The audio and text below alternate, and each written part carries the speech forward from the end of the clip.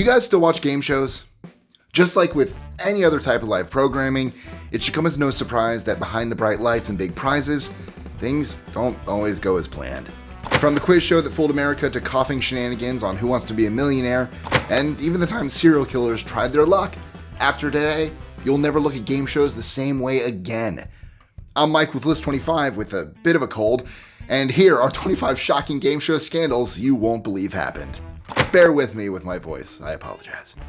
But the show must go on. The game show must go on. This isn't a game show, let's move on. 25. Michaellson. The mid-80s game show Press Your Luck combined trivia with a flashy, unpredictable game board featuring prizes and the dreaded whammy, a mischievous character who wiped out contestants' winnings. Most players left it to chance, but Michaellson had other ideas. Armed with a VCR and a lot of patience, he figured out the board's patterns weren't really random. When his moment came, Larson played 45 unstoppable rounds, raking in $110,237. CBS investigated his win and found no rule breaking, just really clever planning. Unfortunately, his story didn't end well, as bad investments and legal troubles completely unraveled his life before his death in 1999. 24. The You Say We Pay scandal. Richard Madeley and Judy Finnegan were daytime TV royalty in the UK, and their hit show Richard and Judy had a fan-favorite segment called You Say We Pay. The concept was simple. Viewers called in for a chance to win cash by answering questions live. But there was a catch. Even after all the contestant spots were filled, viewers were encouraged to keep calling despite having no chance of winning. The scam led to an investigation, with producers blaming the contracted phone-in operator Echo. The fallout included a £150,000 fine and £1.5 million in refunds to the cheated callers. 23. The quiz show that fooled America. When NBC's 21 fills it out in the early episodes, its producers decided to rig the show. Contestants were picked for their appeal, fed answers, and rivalries were then staged for dramatic effect. To give you an idea of how far they went, Herb Stempel, the first star, was eventually instructed to lose to Charles Van Doren, a published academic that the producers believed had more appeal. While it's atrocious, the scheme actually worked. Ratings soared. And then the truth came out. The show was canceled, and the scale of the scandal was so big that Congress made an amendment to the Communications Act of 1934 to ban rigged game shows entirely. 22. The UK's version was rigged too. The 50s weren't great for quiz show ethics. In 1958, the UK's 21 was found to be just as rigged as the US version when Stanley Armstrong revealed he'd been given reading lists as hints for upcoming questions. The reaction was surprisingly mild. Regulators simply required quiz shows to be more transparent about rules and coaching. The scandal eventually prompted the Pilkington Report, which found that huge cash prizes encouraged greed. Shocking, I know. It resulted in a £1,000 prize cap for quiz shows, which lasted until the 90s. 21. The Shazam scandal on Palabra. Sometimes an A for effort almost feels deserved. In 2014, Spanish actress and TV presenter Adriana Abenia made headlines for all the wrong reasons. During a taping of Palabra, she tried using the Shazam app to identify a song and get the correct answer. Her plan fell apart when her phone, hidden between her legs, lit up and started vibrating mid-show. The host, Christian Galvez, laughed it off, calling it the most brazen attempt in the show's history. Safe to say, she didn't walk away with a win. 20. An $800,000 mistake. In 2010, Gabe Okoye and Brittany Maite lost $800,000 on the very first episode of Million Dollar Money Drop. The expensive question was simple. Which product hit stores first? Post-it notes, the Sony Walkman, or the Macintosh computer? They confidently went with Post-it notes, but the host declared the Walkman as the correct answer. However, apparently the show forgot that Post-it notes were test marketed as Press and Peel in 1977, 2 whole years before the Walkman hit shelves. The producers later admitted the mistake and invited the couple back, but the show was canceled before they got their second chance. 19.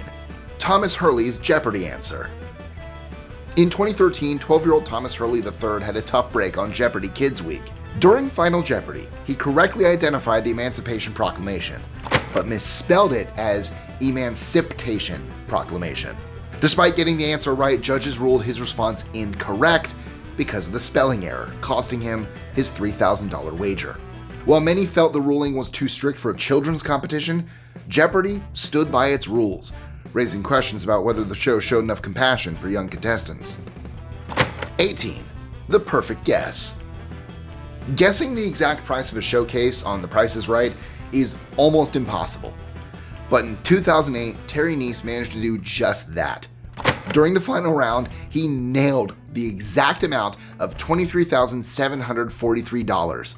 Host Drew Carey's reaction was oddly subdued, leading many to believe that some form of foul play was involved. But Nese hadn't cheated. As a longtime viewer, he'd memorized the prices of commonly featured items. Oh, and the 743? That was pure luck. It was his pin. His win was legit, but it had producers scrambling to ensure no one else could replicate it. 17. The serial killer on Bullseye. In 1989, John Cooper, a future convicted serial killer, appeared on the British game show Bullseye. During the show, he casually talked about his love of scuba diving and his detailed knowledge of the Welsh coastline. What no one knew at the time was that Cooper had already committed a double murder in 1985, and he wasn't finished. Weeks after his TV appearance, he killed again. Years later, detectives analyzed the footage and matched Cooper's appearance and mannerisms to witness descriptions. His comments on the Welsh coastline further tied him to the crime scenes, so the footage ultimately became an essential part of his conviction. 16. The Fugitive, who won Super Password. In 1988, a man calling himself Patrick Quinn dazzled audiences on Super Password, winning $58,600 over 4 days. But Quinn was actually Carrie D. Ketchum, a fugitive wanted for multiple frauds, including faking his wife's death to claim a $100,000 insurance payout. When a bank manager recognized Ketchum from the show, he alerted the authorities, and the scheme fell apart.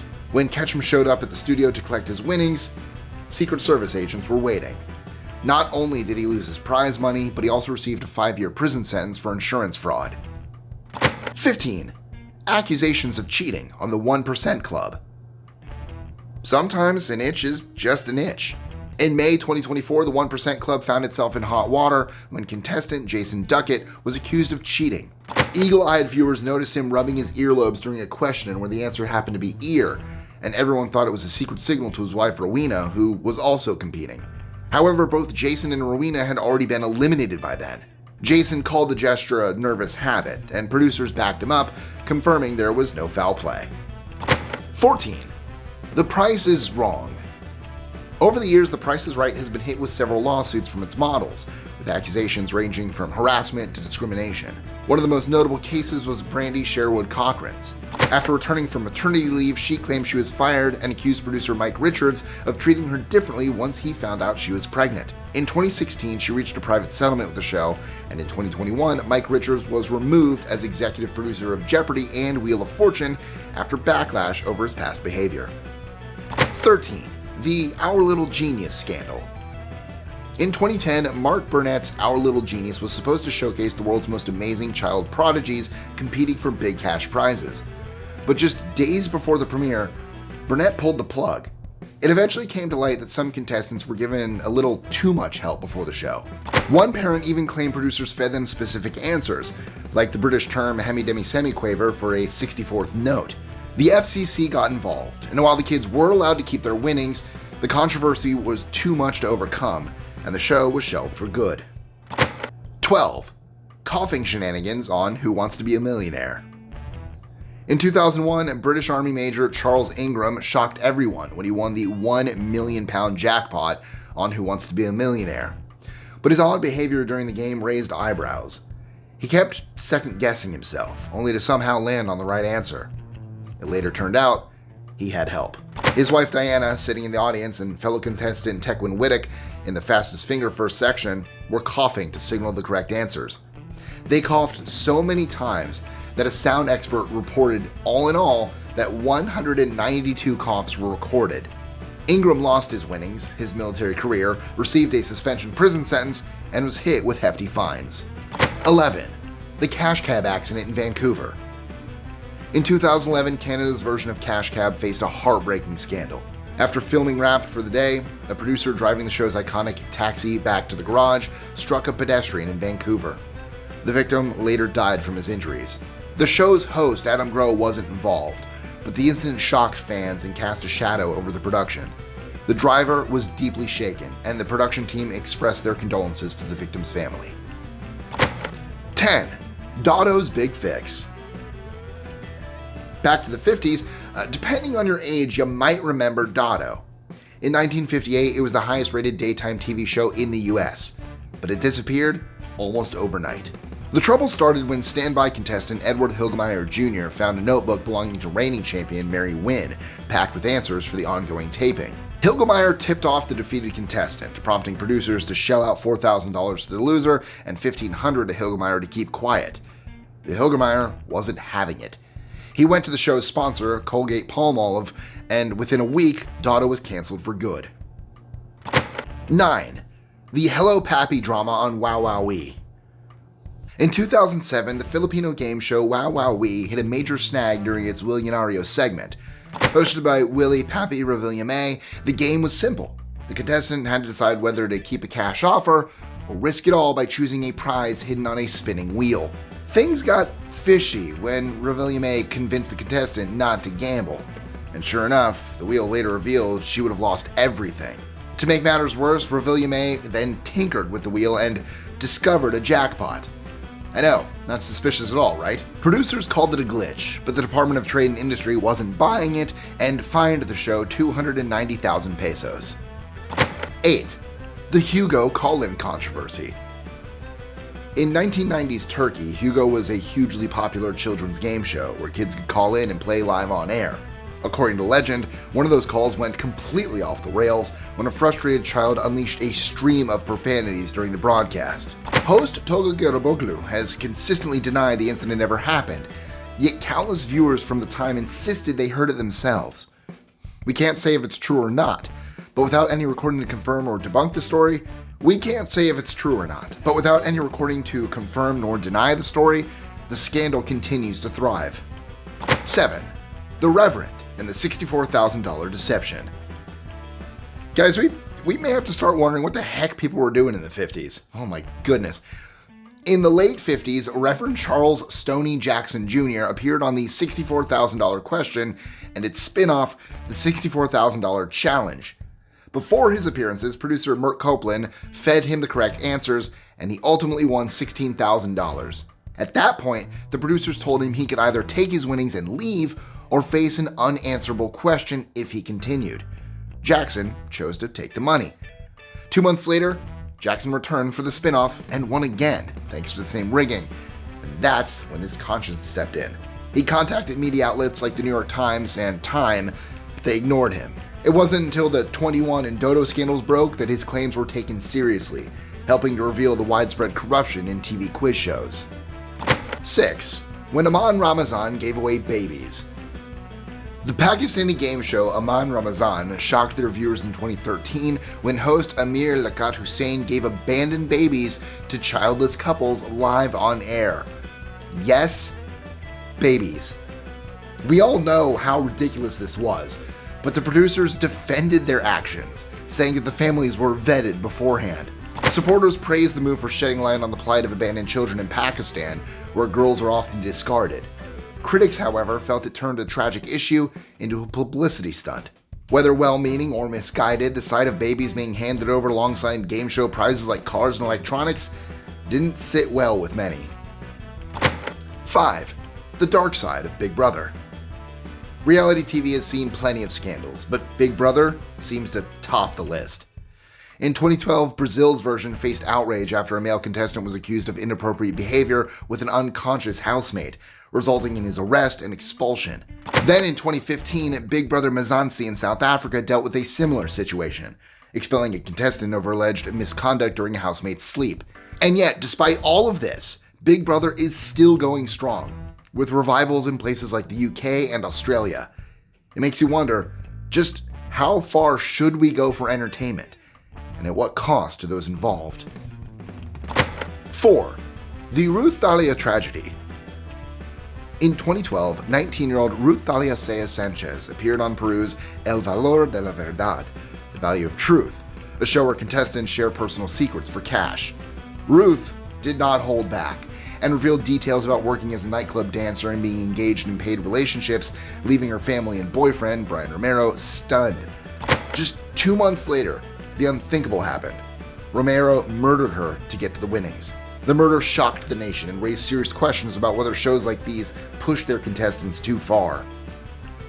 3. The most extreme experiment.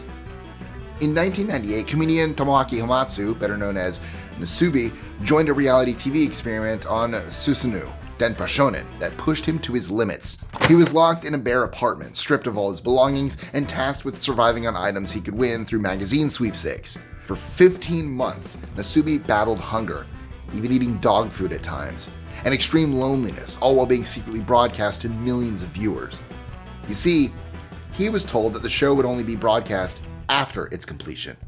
And when he finally won enough prizes, he was sent to South Korea to start the whole ordeal over. The public was outraged, and rightfully so. The show raised serious questions about the ethical boundaries of reality TV and how far producers should go for ratings. 2. Some truths should stay hidden. As far as we've seen, some game shows take things way too far. Remember Ruth Thalia Sanchez on El Valor de la Verdad? Well, Colombia's version of The Moment of Truth, Nada Más Que La Verdad, delivered its own shocking moment in 2007. Contestant Rosa Maria Solano stunned everyone when she admitted, on live TV, that she had hired a hitman to kill her husband. A hitman. Luckily, for her husband, the hitman didn't succeed, but her confession nevertheless ignited intense backlash across the country. The backlash was so overwhelming that the network pulled the plug on the show entirely. 1. Rodney Alcala's dating game appearance. What are the odds of 2 serial killers ending up on game shows? Just like John Cooper found his way to Bullseye, Rodney Alcala managed to charm his way onto the dating game back in 1978. Smack bang in the middle of his killing spree. Introduced as Bachelor Number 1 and a successful photographer, Alcala passed background checks despite having already served time for assaulting an 8-year-old girl. He won the date, but the Bachelorette later refused to go out with him, saying he made her feel ill and acted creepy. Alcala was eventually convicted of 8 murders, though authorities believe he could have been responsible for as many as 130. And that's all I have for you today. So what did you think? Did we cover them all? If you enjoyed today's video, stick around and check out more from our channel. But if true crime is your thing, don't miss our new channel, Dark Roast Detectives, where I dive into some of the most gripping cases and mysteries that'll keep you hooked. Thank you so much for watching, and like I always say, don't forget to like, comment, share, subscribe, and I'll catch you on the next one. See you next time.